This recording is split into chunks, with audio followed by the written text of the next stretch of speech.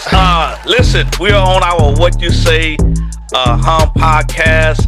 I'm Ron. I'm Caleb. I'm Dad. And I'm Son. And so this week we got a special edition because the one who's usually here, our daughter, Jessica, is not here. I'm so happy to have my son. And so we're doing a podcast called on What You Say, Huh? Yeah. So we got a good subject for you today, y'all. We're talking about, and let me just make sure I got this right because I did take some note. We're talking about, is God's way too hard?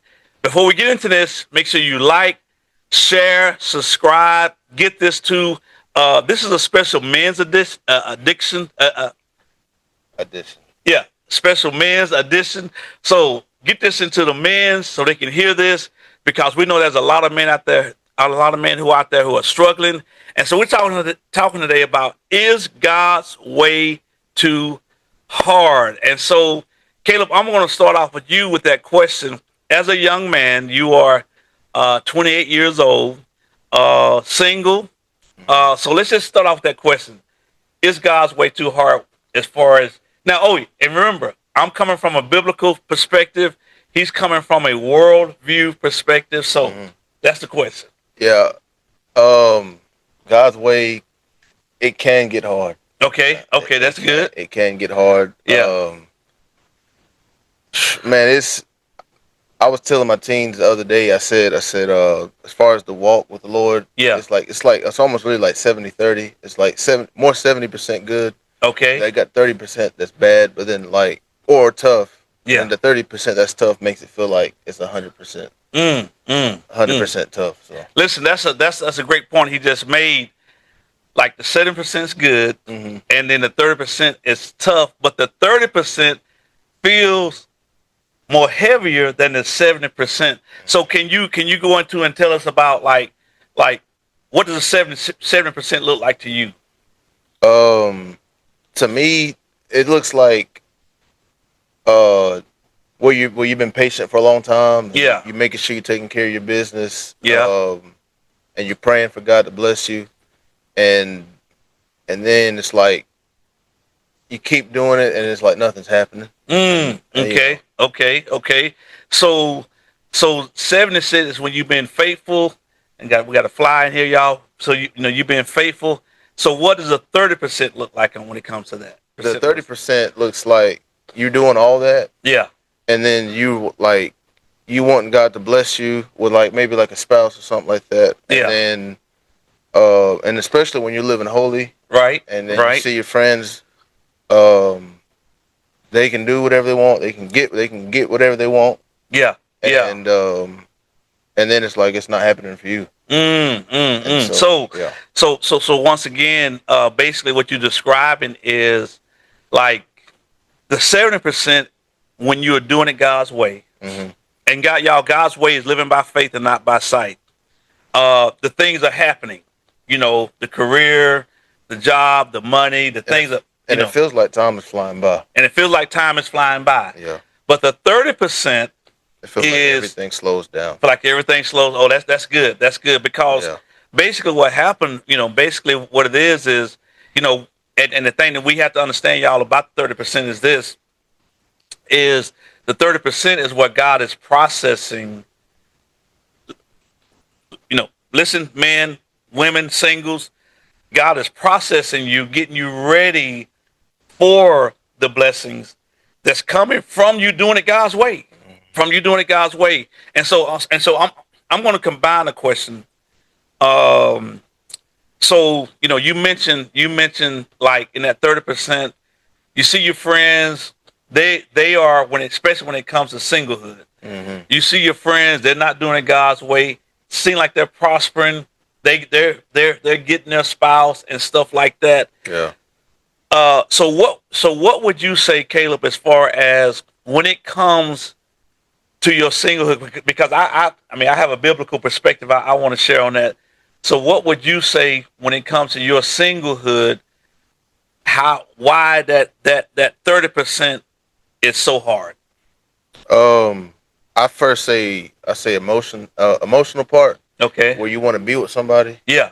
I say the physical part, where you want to lay in the bed, or you want to be, I'm saying, well, the sex part. I'm just saying like Yeah, that. yeah, yeah, The sex yeah. part, because um, you got friends who are with whoever Right, all the right, time, and it's like, man, it's like I could easily be doing that, right. but at the same time, it's like while I'm fighting to be, I'm fighting to be holy. Yeah. Um, you know, like it's just they can just go be in the bed with anybody, and then next day, act like nothing happened. Okay, You know what I'm okay, saying? okay. So that brings up the question. That brings us the question. So you say that's would you say that's what it looks like happening that they're going and there's no consequences to what's happening. So here's the question. Here's the question for you, Caleb. Is this? So why don't you do it? Well, I mean, I know ultimately it's just, I mean, that's just not God's way. Okay. Because, So yeah, it's not God's way. Why?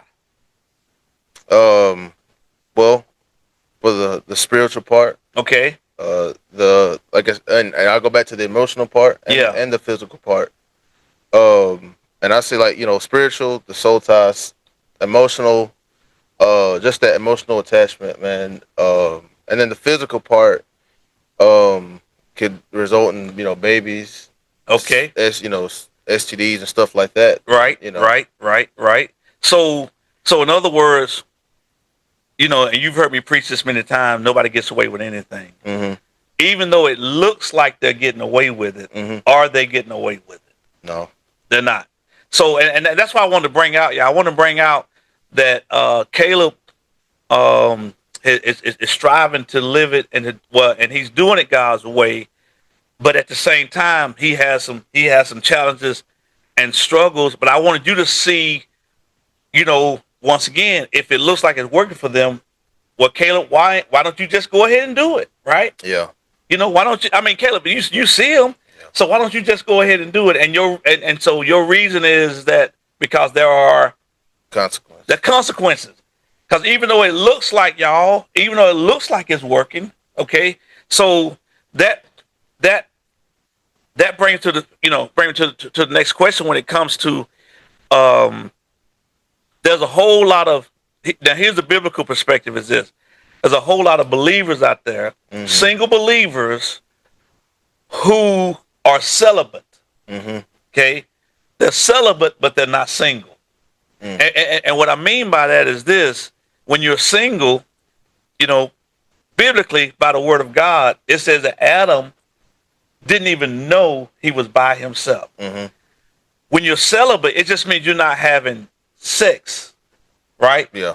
But you're not single because you're not content in your singlehood. Mhm. So the thing is this, y'all, is that doing it God's way. Remember, I'm coming from a biblical perspective. Doing it God's way may seem hard, but when you do it God's way, there's going to be contentment and peace that Mhm. comes with that. So, like you said, it's 7%. Hey, you got that contentment and that peace, and the 30% is a challenge. Yeah. So, can you share with those who are watching now, as far as like, what does that contentment for you? When do you feel that contentment? Because it sounds like, and y'all, we're just keeping this real. Mhm. It sounds like you bounce back and forth from being single and celibate. Like 7% you're single, Mhm. and then that 30%, it's like, woo, I like to, I Ye- want to be with somebody. Yeah. Um. It's tough. It's tough because um it's and why it's tough is because you're at while you're focused with the Lord. Right? It's almost like you're fighting not to go in the opposite direction of the Lord. Yeah. And Okay. you know, I'll be honest with you, this is a for some reason this is a sensitive subject for me. But Right. I mean, like I said, man, when my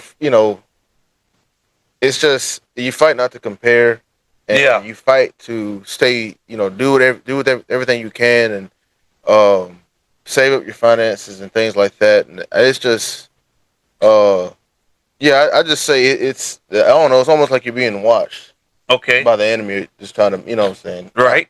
Right. It's hard to explain. Right. Right. Well, I mean, because I want to ask you this because once again, do you have time that you're content in your singlehood? Yeah, yes, sir. Yes, sir. And I talked about it with Jessica last time I was on here.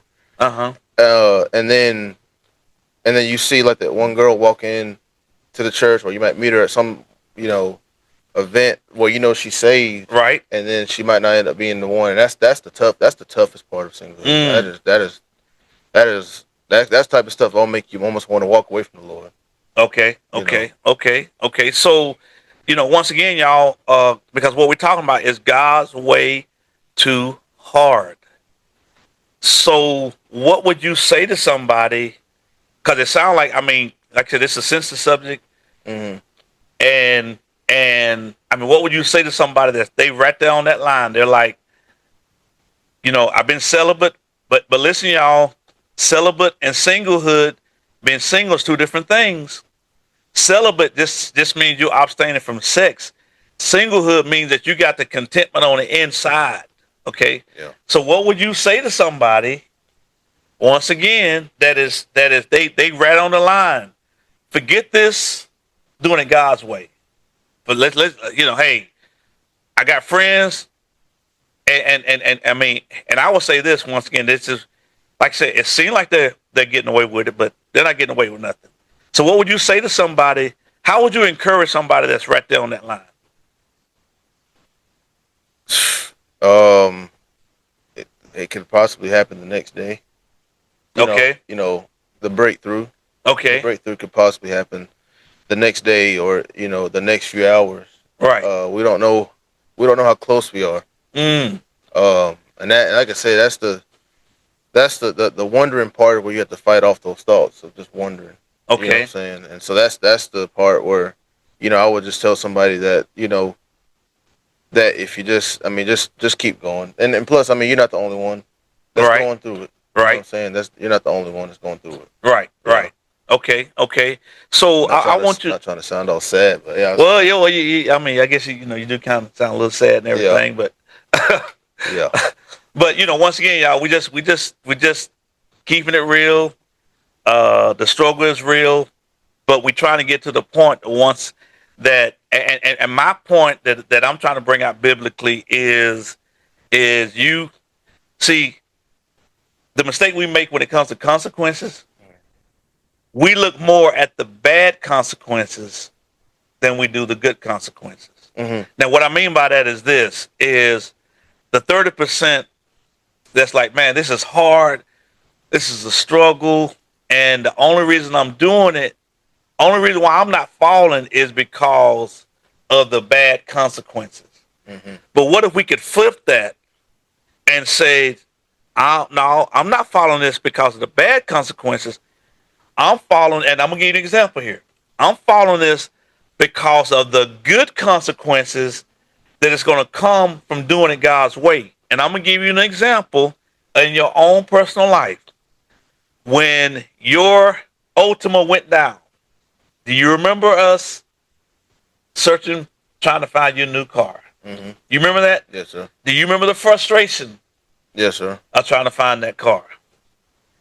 Do you remember the joy of when you found your car? Yes, sir.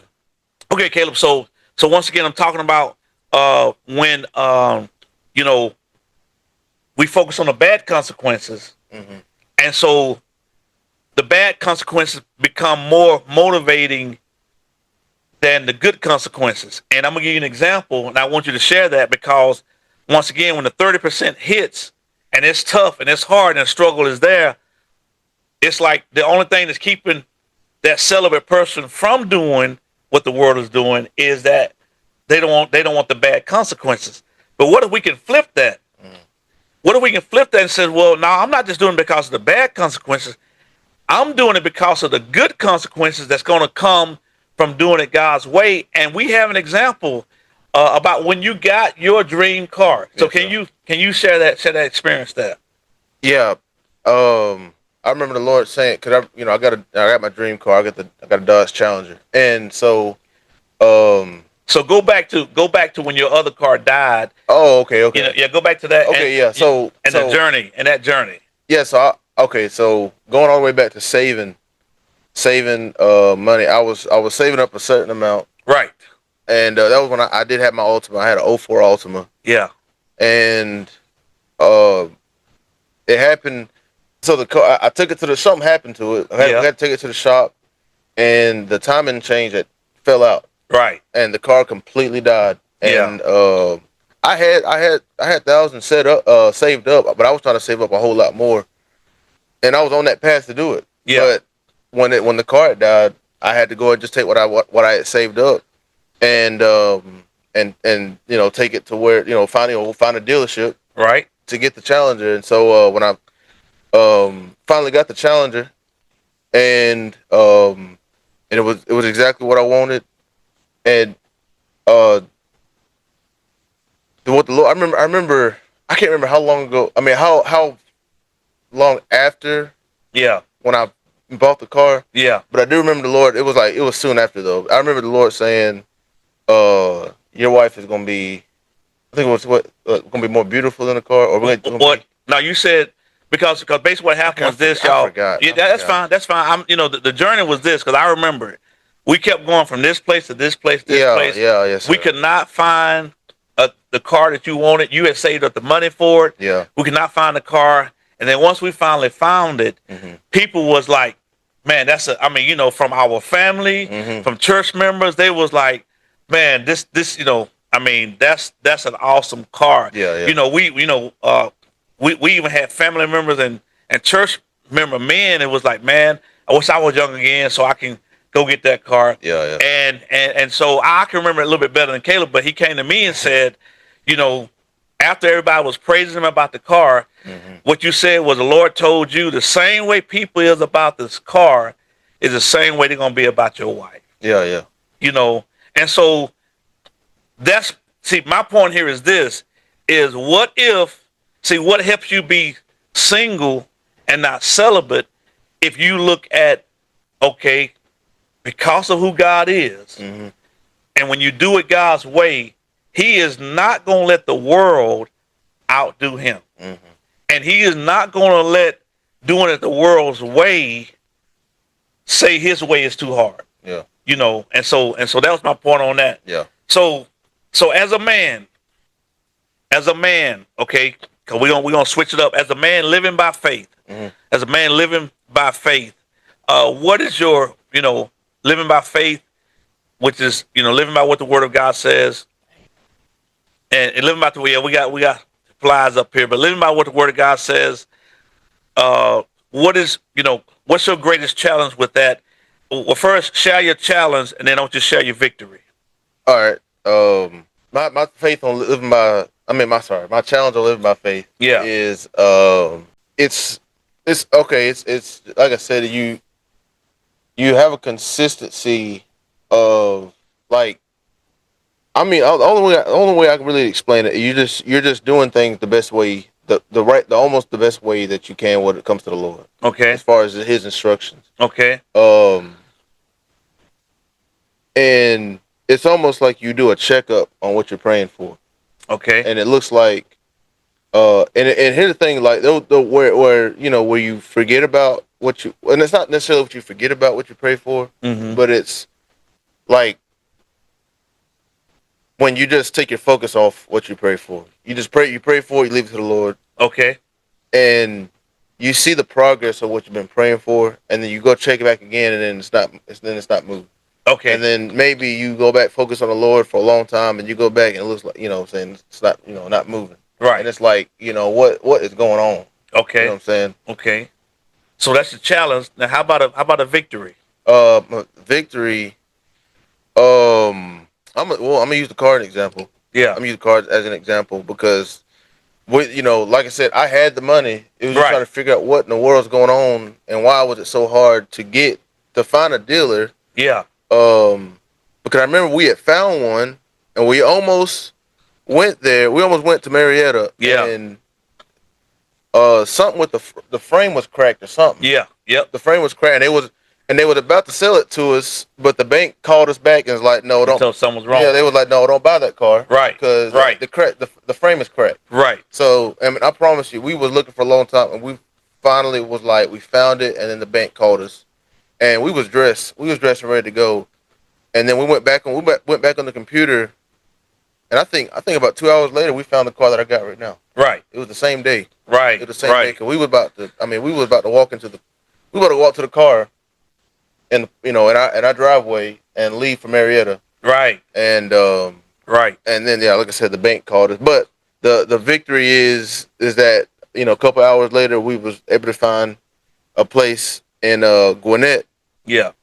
and yeah, I mean that's my victory Okay. of finding Okay. the car now. So These flies are they're relentless, man. yeah, yeah, yeah. So I mean, so listen, listen. We got a fly problem. We're here, but we're gonna close it out right here because once again, the subject is doing God's way hard. And so what I want to share with you is that see the Lord, because we've been praying about the car, and so here it was that the enemy was trying to give us a car that's already broke down. Mm-hmm. But when you do it God's way, because like I said, he saved up the money for the down payment, got the payments that he wanted, almost about to have the car paid off now, y'all. That car's almost paid off. Yeah. Okay, so and so now he's actually saving up he's saving up his money to to buy that engagement ring. You Yes, see what I'm sir. saying? So and here's my point is that doing it God's way, the Lord was able to intervene to say that's not the car you get. Yeah.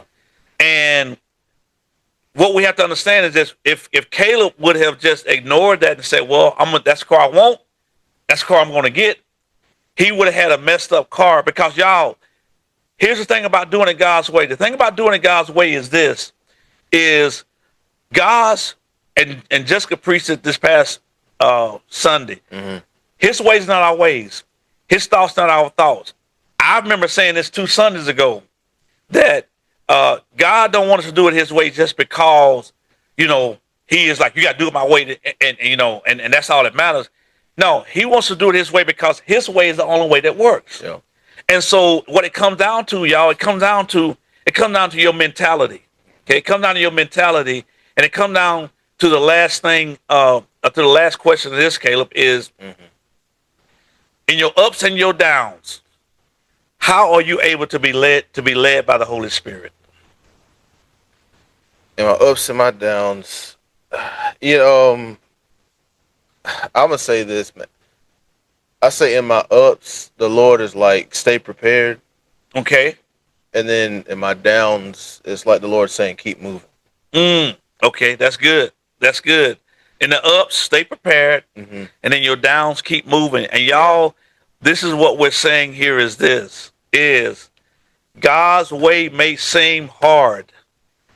And I'm more convinced now than I ever have been before in this walk with the Lord is that God's way might seem like it takes longer, but not really, y'all. It's just, it is the time that He uses to get us ready for what He has for us. Because when God gives you something, He wants it to last. Mm-hmm.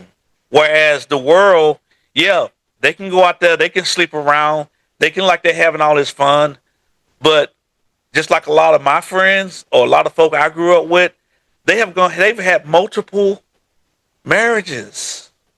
You understand what I'm saying? Multiple marriages, and I thank God I haven't experienced it, but I do know this: divorce is terrible. Mm-hmm. So even though they jumped into it quick, and they jumped in and done it God's way, and didn't do it God's way, they paid for it along the way. Yeah.